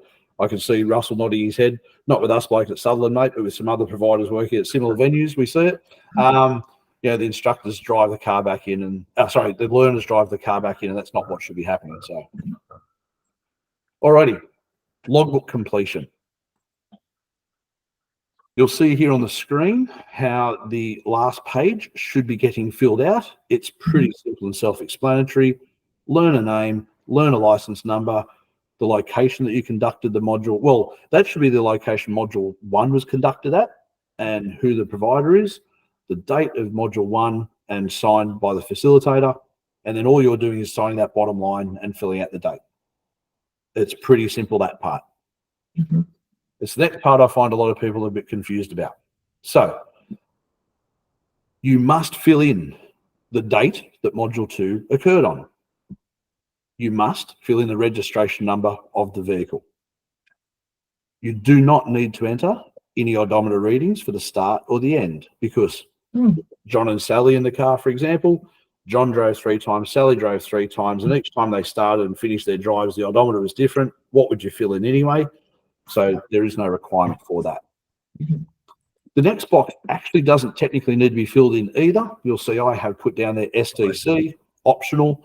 I do like to put that in myself just so that, Service New South Wales staff know that that was a safer drivers course, but not required to put anything in there, but it is, you could put something in there if you wanted to. Not required to enter road, weather, or traffic conditions either. If you want to, go for your life, but not required to. Okay? You're not going to get hauled over the coals for not putting it in because you're not required. Your driving instructor's license number. Now, if anyone's got a question on that, I'll come back to it. You sign it. You do not need to put down the start and the finish time, again, because they each drove 3 times. I do tend to put down the start and the finish time of the module. Like today, I put down 1 o'clock to 3 o'clock. Again, that's up to you. You do not need to put anything in. And then the 20 hours in the daytime column. Okay, instructor's license number. Anyone got questions, comments on that one? Yeah, I asked that a number of times and was told to put your normal license number there because your instructor's number goes on the back, but with STC, you don't actually fill in the instructor number. So who told you your normal license number? NRMA. Right. Transport confirmed with me Monday of last week because Wednesday, of last week. I said, look, I've had this question come up. I need confirmation on it, please. From day one, it's been your instructor's license number, and they confirmed with me that under the provider guide, section 3.2.6, it is your instructor's license number that goes in there. I thought that was driver's number there, and then because at the back, like on your normal 3-for-1 on your back, it's got your instructor number in there, so they've actually got both numbers. But you may not be the instructor that gave 3-for-1.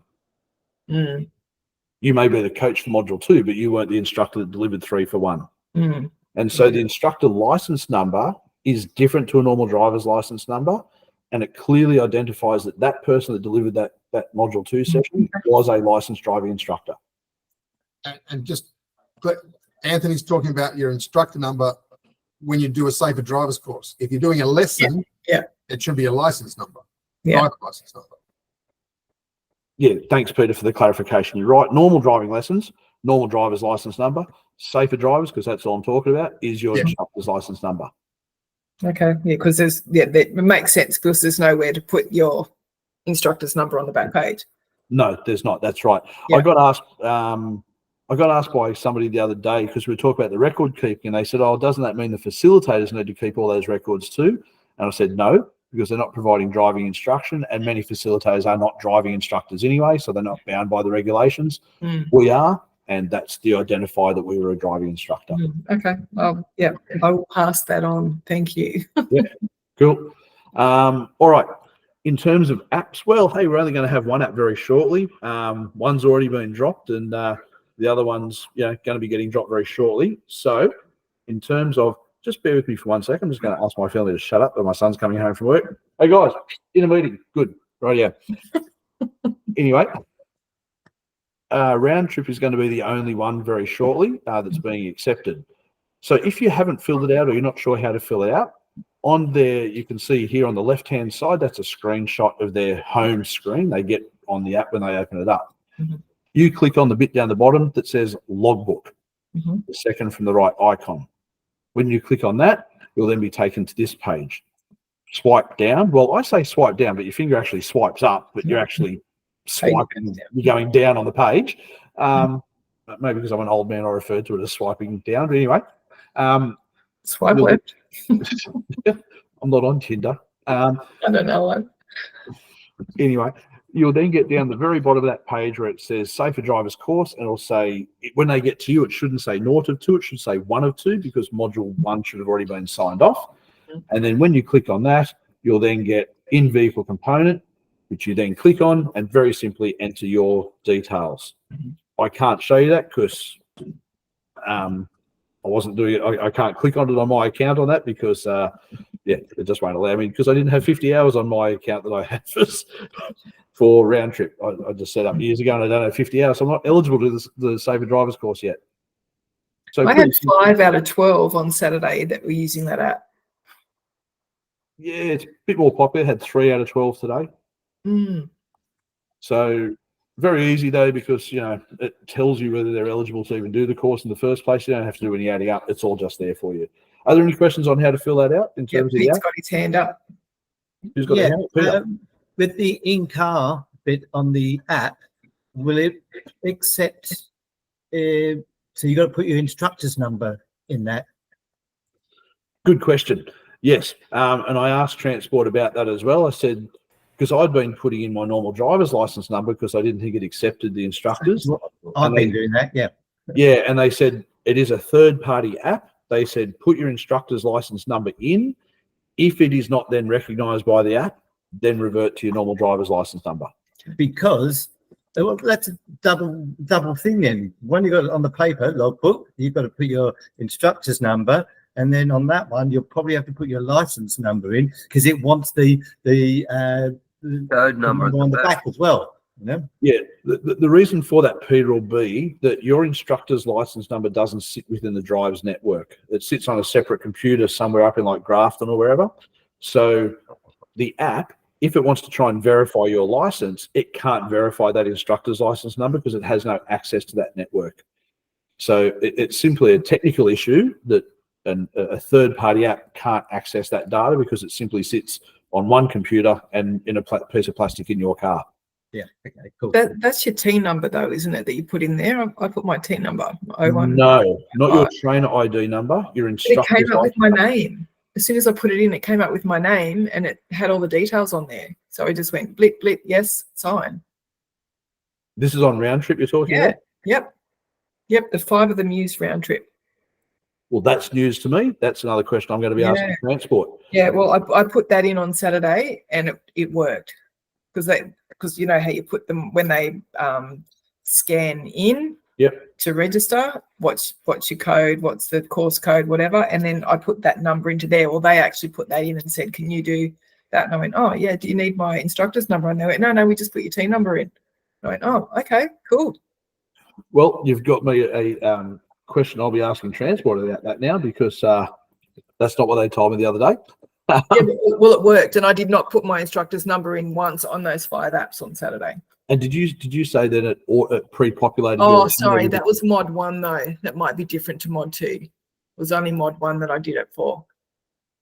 Okay, but still worthwhile asking the question. Yeah, absolutely. Yep. All right. No, thank you for that.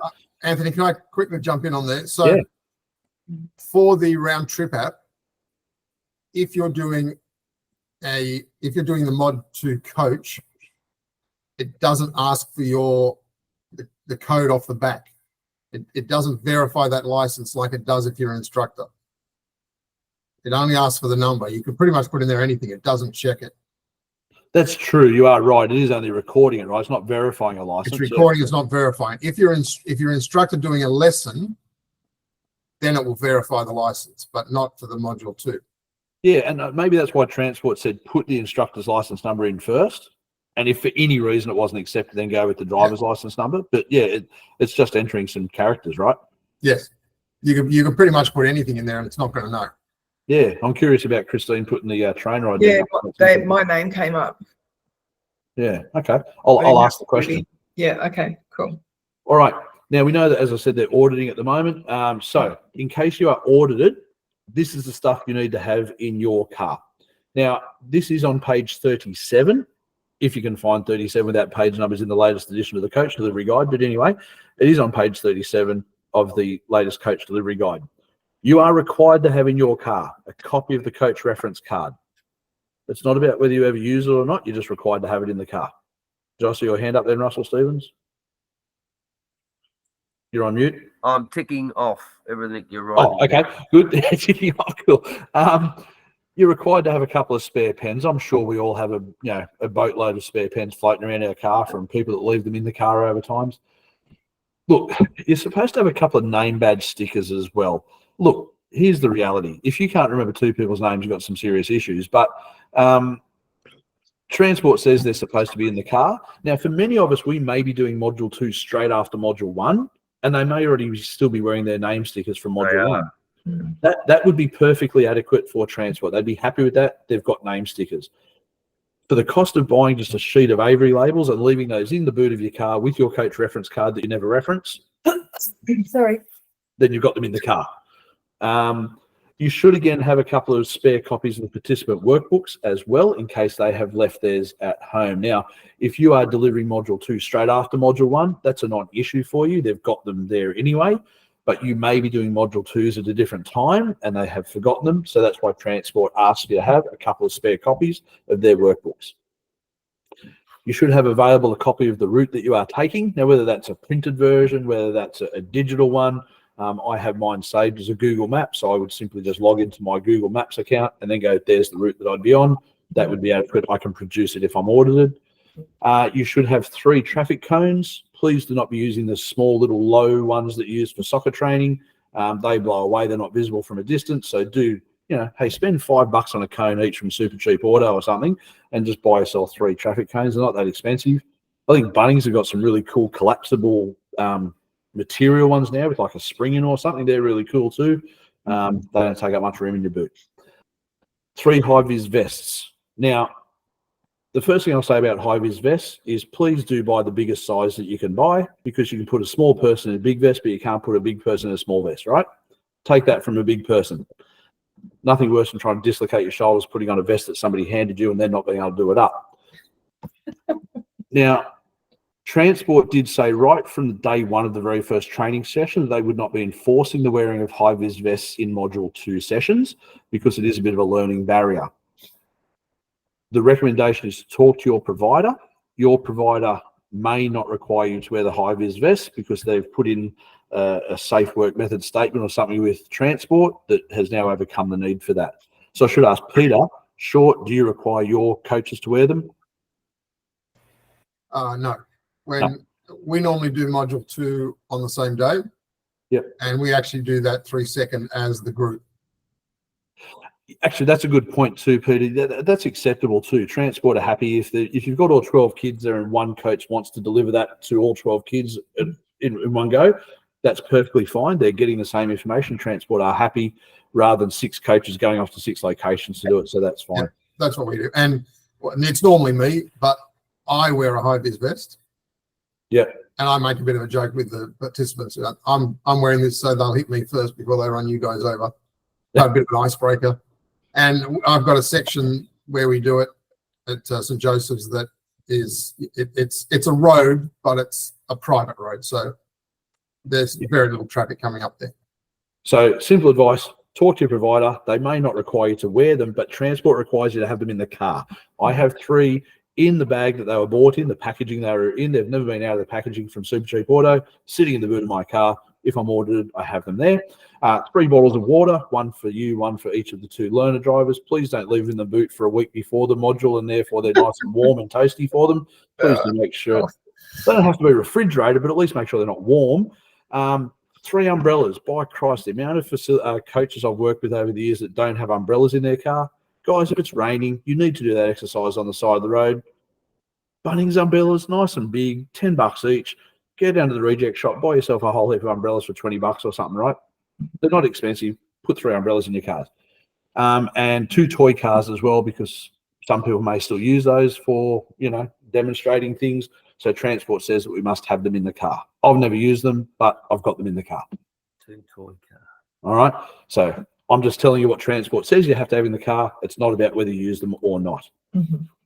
All right. You're working in a partnership with your provider. So make sure you've sent them all the required documentation. So all the providers are checking their documents at the moment. Make sure your provider has a copy of your driver's license.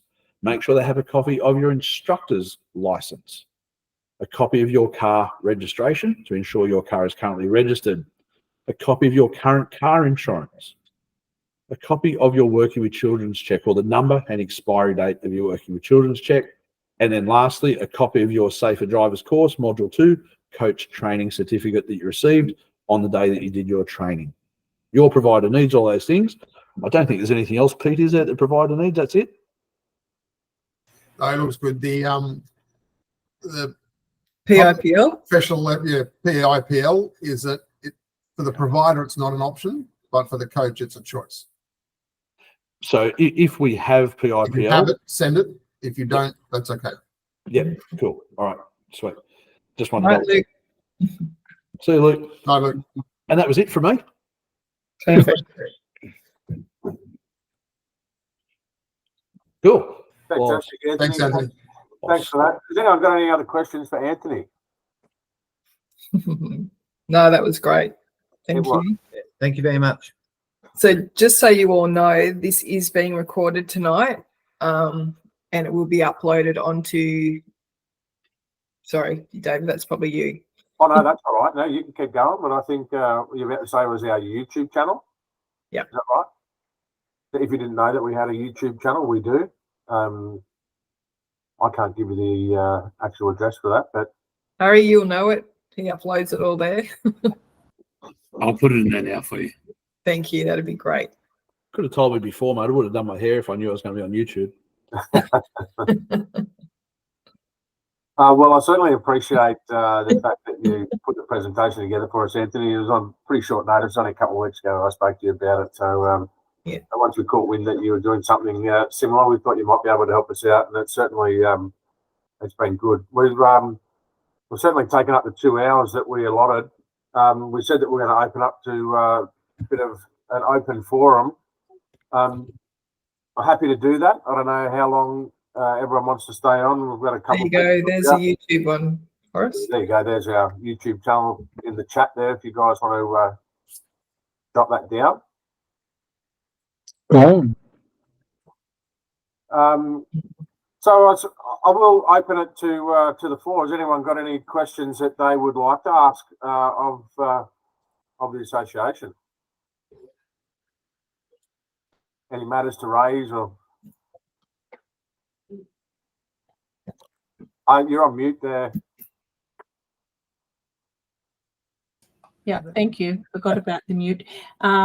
If we could approach Transport, it's just going back over what we discussed earlier, to try to simplify some of the paperwork that we do, and perhaps get a decent app that we can use, like the learners use. Yeah, things similar that we can put everything in quickly, because time is the essence really for us. We're out there doing it on the road, so yeah. Brian, I was yeah, agreed. I was just going to ask. I find up in Dungog, I do a Drive for Survival course for over 4 weeks for both the parents and the learners together, and it's basically in class. But is there any push for the RTA or Service New South Wales to have parents included in some of these courses? Because I find it better if they're all on the same page.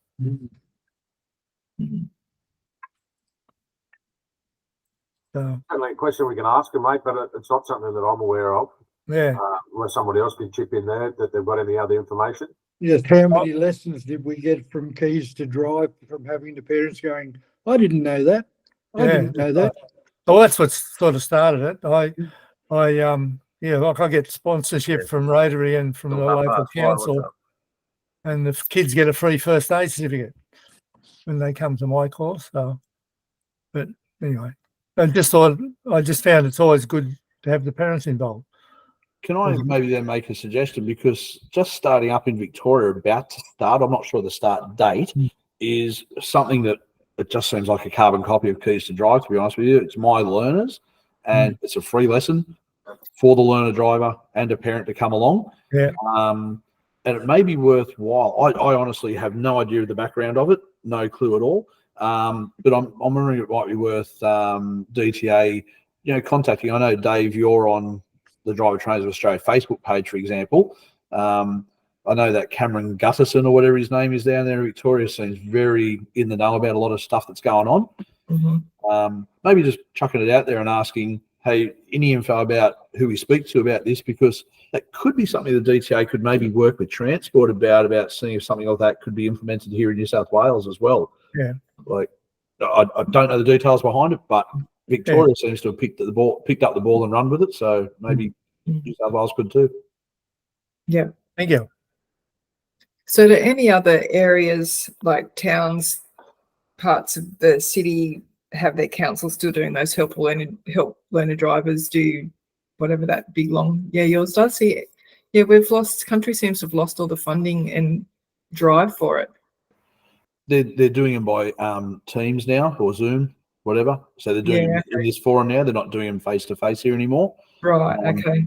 And their attendance is up massively, because when we were doing them face to face, we might have got 8 sets of parents turn up or something, and now they're having 30 to 50 sets of parents turn up to one. That's good. Yeah. Sounds like traffic offenders. It may be worth an inquiry to your local council to get onto their road safety officer about that and see what they can do about it. Yeah. Quick question: age driving records. How long do we keep the records for? 5, isn't it? Well, if we comply with the other act, it's like 5 years that we have to keep those records. I'd expect it's the same for the older driver records. Peter and Russell, you might be able to step in on that one, but that's what I thought was 5 years. For the senior assessor is 7.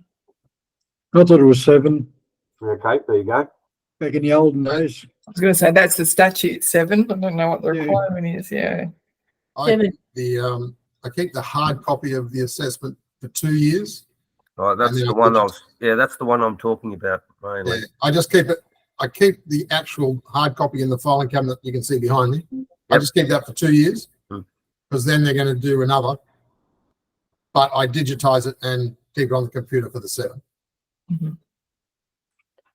Yep. It's interesting because we talk about the records to be kept, and under the Act it says 5 years, but if it is the 7 years, well, that's what we need to do. We'll ask that. More than tax. I just did the senior assessor course 2 weeks ago, and they very quickly on 7 years. Okay, cool. Which is odd, because ATO only require 5 years, and all our other records are 5 years, and it's on the senior assessor 7. But okay. I think it's a worthwhile question, though, you talk about is asking Transport why. Was it just simply somebody ticked the box that said 7? Because as you just said, everything else is 5. Taxes come to 5 now. So everything else is in line with that, except that one random record where the person might actually be dead in 7 years anyway. Sorry, no. Well, that's why you don't do courtesy call. I actually that's another question. I did ask. I said, 7. Everything else is 5, and they said, it's 7. So it's odd. It is odd, but it's definitely 7 2 weeks ago. So And thanks, Russell, for bringing that up, because it's something that we should add to that slide presentation about the record keeping as well. Right. Well, good to see you all. I'll head off now. Yeah, just before you go, Alan, if you've got a sec, I just want to let everyone know that our conference this year, we're planning to hold it over 2 days. Yeah.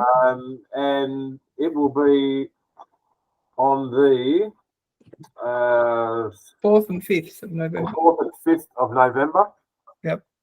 And it will be held at the Penrith Panthers Club. And at Penrith, they've got a fantastic facility out there. It is a 2-day event, as I said, and there is a networking event to be held after the first day of presentation. So we're encouraging everybody to come along and get involved in the networking social event at the end of the afternoon. There is accommodation that is at the location at, is it Novotel or Pullman? Pullman. I beg your pardon. It's only a new hotel attached to the facilities there. We're expecting it to be a fantastic conference. It's going to be a big event. We've got a lot of people that we're planning to come along and present and talk to you, to give you a lot of different information from both industry and outside of the industry that help us with our business. So we'd really like to encourage you to come along and to invite your friends and other driving instructors that may not be members of the association, just purely to come along for that experience of being involved in a conference in the driver training industry, and to have that opportunity to network with other driving schools and driving instructors, because what we're trying to do, and I've said it a lot at our other conferences over the last couple of years, we really want to break down the barriers with driving instructors so that we actually do start to network with other people and talk about our industry and what affects us and what we can do to improve ourselves. And that's the other reason we're doing holding events like we are tonight, which I feel has been successful, just purely by the number of people that have attended. So again, I'd like to thank you for that. But please put it in your diaries, and I'd really like to see you all at the conference in November. But stay tuned. We're going to send out a lot of information about the event and give you a lot of details. So that will be forthcoming. But that's all I've got for everybody. And just to wind up, say thank you very much for coming tonight. Thanks for our other presenters and Christine and Anthony.